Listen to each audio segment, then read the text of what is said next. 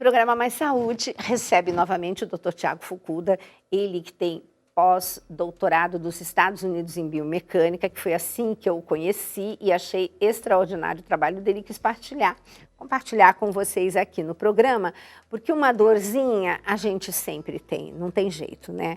Estamos aqui, a máquina está sendo gasta, só que aí o quanto estamos gastando a máquina vai depender assim de cada um de nós, olha a responsabilidade. Já falamos de um monte de coisa nos programas anteriores, vai lá olhar que no Canção Nova Play você consegue ver. Mas hoje nós vamos falar de uma que me pegou recentemente, eu nunca tinha tido, dor lombar. Gente, ela trava, inclusive o pessoal aqui sabe, eu vim gravar um dia porque o Dr. Roque me trouxe, no dia seguinte eu não pude continuar. Deixa a gente bem mal, né? Então, hoje é o nosso tema, essa dor lombar. Quem nunca teve, né? Eu até então nunca tinha tido. Quais os principais causadores de tensões na lombar? E tem como minimizar, no caso de treinos, carregamento de peso, as atividades físicas, tá? E eu gostaria que você falasse também um pouco dos calçados, novamente, né? Em relação, hoje tudo focando a dor lombar, tá? E se existem exames para diagnóstico dessa dor quando você as tem. Um pouquinho de tudo isso. Tiago, obrigada. Você de novo aqui. Prazer estar aqui. Ótimo. Espero poder contribuir novamente com com certeza. seu público. Bom, a dor lombar, sabia que 80% das pessoas têm ou terão dor lombar. Hoje está sendo praticamente a maior causa de afastamento de trabalho. Gente, não sabia. É uma epidemia também. Dor lombar é muito frequente, tá? E ela pode ser crônica, com episódios de exacerbação. O que é isso? A pessoa tem dor há muito tempo, mas é uma dor leve, que de repente pegou uma caixa, varreu a casa, ou ficou muito tempo sentado, dirigindo, e aí, pum, ela estourou de novo, aí vem, volta a estar travada, e trata. Então ela fica indo e voltando, 80%. Gente, que surpresa isso. Exato. E duas causas muito latentes pra gente. A primeira delas é posição sentada. A gente tem aqui, doutor, a gente tem essa curvatura da coluna, que nós chamamos de lordose. É quando a mulher usa salto, ela não fica com o bumbum empinado. Então, essa curvatura da coluna chama lordose. Quem tem isso exagerado chama hiperlordose. Tá? Se eu tiver que escolher entre ter hiperlordose ou ser assim, fletido, eu prefiro a hiperlordose. Por quê? Porque quando a gente tem essa curvatura fisiológica mantida, quando a gente está aqui ereto, a gente aperta a parte de trás das vértebras da coluna e abre da frente. Então, a gente tem um núcleo ali, um disco entre as vértebras da coluna e esse disco é empurrado para frente, o que é ótimo. A posição sentada, ela tende a nos deixar assim, ó. E aí vai escorregando o bumbum, ó. E fica fletida assim, aquela postura cansada, quem senta muito tempo. Isso faz o contrário. Isso a gente aflete a coluna, então a gente fecha a parte da frente e abre de trás. Então esse núcleo que tem ali, esse disco, ele é empurrado para trás. E quando ele vai muito para trás, aí gera a protusão de disco, a hérnia de disco, e ela pode, em alguns casos, tocar o nervo, que é o nervo ciático ou isquiático. E casos mais extremos, toca tanto, aperta tanto, que a pessoa começa a ter dor não só na coluna, mas irradiada para toda a coxa, para a perna. E aí vira esse ciclo de dor lombar e aí vai cronificando. E o que é muito interessante, os trabalhos têm mostrado que pessoas que têm dor lombar crônica, isso afeta a mente. Elas entram num sistema que a gente chama de biopsicossocial. São pessoas que entram em depressão pela coluna. E aí é muito difícil tratar. Aí eu preciso do teu trabalho, eu preciso que ela realmente controle o peso, eu preciso do trabalho de um terapeuta para que ele também possa aí controlar os níveis de ansiedade, cortisol, dormir melhor. Porque imagina, a pessoa começa a ter dor, dorme mal, o dia é horrível porque dormiu mal, e junta isso uma semana, um mês.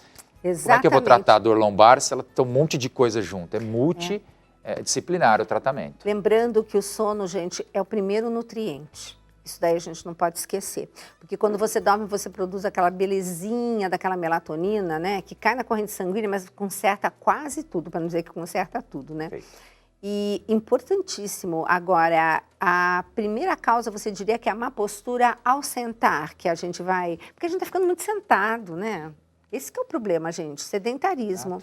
O meu foi outra coisa, mas aí eu lembro que eu fui do consultório, marquei hora estava com o Roque lá estou eu, mexendo no computador ali. Mas ele me viu na hora, ele falou assim, tá vendo, escorregada aí na cadeira? Daquele dia, só alguém te alertar, pra você ficar com consciência corporal. Eu nunca mais sentei sem encostar assim direitinho na cadeira. Então, vocês também, hein? Bonitinho, sentadinho. Tem que ir para trás, né? Tem que, digamos, encostar e, né? Jogar, fazer aquela protusão, como ele disse. Bom, então, a primeira coisa seria esse estresse de estar sentado muito tempo. Outra, por isso que quando a gente levanta faz assim, é tão mais gostoso. Uma delícia. Você sente muito bem quando você dá essa esticada, essa espreguiçada. Por isso, você está dando tempo do seu disco hidratar. O problema é que às vezes não adianta também, se a gente não tiver um pouco de força aqui no que a gente chama de core, nesses músculos abdominais, não vai conseguir manter. A pessoa pode até ficar lá 5 minutos, mas o executivo trabalha 8, 10, 12 horas sentado na frente do computador. Aí chega em casa, vai para o sofá, fica no iPad ou no celular ou assistindo TV. E ainda vai dormir, o colchão a gente não sabe se é bom ou não, às vezes está afundado, às vezes é muito duro ou muito mole para o padrão dele. E aí ele acaba, se a gente pensar quanto tempo a gente fica sentado ou deitado no nosso dia, vai dar 2/3 do dia. Com certeza. Por isso que um pedômetro é bom, para a gente ver quanto que a gente está, de fato, caminhando ou sendo, pelo menos, ativo, né? E faz exames para saber, por exemplo, estou com uma dor lombar, estou com uma crise. É recomendado fazer exames? Isso é muito polêmico. Por quê? Porque, como a dor lombar é muito comum, quase todo mundo tem episódios, o paciente ele procura o consultório, a clínica, a primeira coisa que ele não vai pedir uma ressonância, não vai pedir um raio-x, aí a gente pede a bendita ressonância e aí vem protusão de disco, hérnia de disco, desidratação do disco. Disco de papagaio, todo mundo tem coisa, né? isso, todo mundo tem. Eu tenho 2 protusões discais, tem mais de 10 anos que eu não tenho dor. Não é porque deu uma hérnia de disco no teu exame, uma protusão de disco, um desgaste, que você vai ter dor. Só que isso entra na mente da pessoa e ela fala, eu tenho hérnia de disco. Aí tá lá no restaurante, ou tá lá na padaria, bom dia, eu tenho hérnia de disco. Aí a vida dela virou hérnia de disco. E não necessariamente ela vai ter dor por isso. Então calma, o ideal é fazer um tratamento. Exato. Se não melhorar, aí a gente vai investigar causas secundárias, aí a gente vai pedir exames de imagem. Se a dor estiver saindo do padrão clássico, aí a gente pede exame de imagem. Mas calma, não fica ansiosa em anti-inflamatório, exame de imagem, como se a ressonância, o raio-x fosse tratar. Não, eu preciso fazer um raio-x, eu preciso fazer uma ressonância, como se aquilo fosse o seu tratamento. Exato. E não é bem assim. Não é assim. Até a gente conversou bastante sobre isso, né? Para quem já está na melhor idade, que eu até estava perguntando para a minha diretora aqui, que é a melhor idade nessas alturas, né? Os exercícios físicos ajudam ou atrapalham? Eles ajudam e muito. Claro que quando a pessoa está em crise de dor lombar, não adianta querer fazer uma atividade, porque ela não vai conseguir. Mas uma vez que saiu da crise, a atividade física melhora muito. O que eu indico depois de um trabalho de fisioterapia? Aliviou a dor, está bem de novo.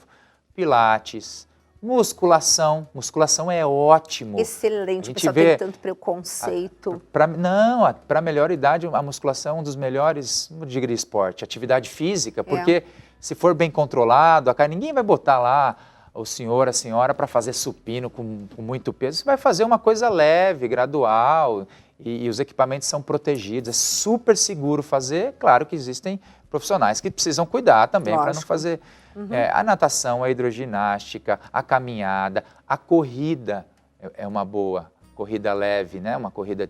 Um trote, vai. Um trote é muito bom para a coluna, é bom para o joelho. Olha. Não é negócio de impacto, não é. A literatura não mostra isso. A corrida tem impacto, eu não posso correr porque eu tenho hérnia de disco. Não é isso que a literatura mostra, é o contrário. É o sedentarismo, é o principal vilão da dor lombar. Então, e aquilo, né? Quando eu tive a minha, lógico, eu fiquei travada, né? Mas em seguida, o que eu fiz? Fui procurar tratar o que estragou, assim, naquele momento, para não ficar o quê? Deu uma dor aguda, não deixa cronificar. Porque isso é que é o pior para a gente, porque tudo aquilo que a gente não dá uma atenção hoje, você vai ver amanhã aquele dedo que torceu, mas você vai lembrar dele o resto da vida. Tiago, foi tão bom, adorei todas essas explicações e depois eu queria muito, já falei isso, que eu queria muito te convidar para a gente fazer um programa falando das atividades físicas que são boas, mas que tem que também tomar cuidado, né? Porque eu vejo umas aí que estão solicitando muito do nosso corpo e de repente você não é tão assim atleta quanto imagina que seja mesmo frequentando todo dia academia, né? Tem um universo bem grande entre os dois. Bom, então esse programa foi o Mais Saúde, que deixou para vocês esse brilhante profissional que, jovem, né? E é brilhante mesmo, né? E soube, sabe? E para uma carreira que realmente, parabéns, viu? Porque eu já vi você tirar muita gente de muita dor. Meus queridos e queridas, então eu deixo vocês aqui com mais esse programa e continuem, viu? Porque o Dr. Tiago vai ficar aqui com a gente uns tempinhos para falar de outros assuntos que também são bem interessantes na saúde das articulações. Um beijo grande e até o próximo Mais Saúde.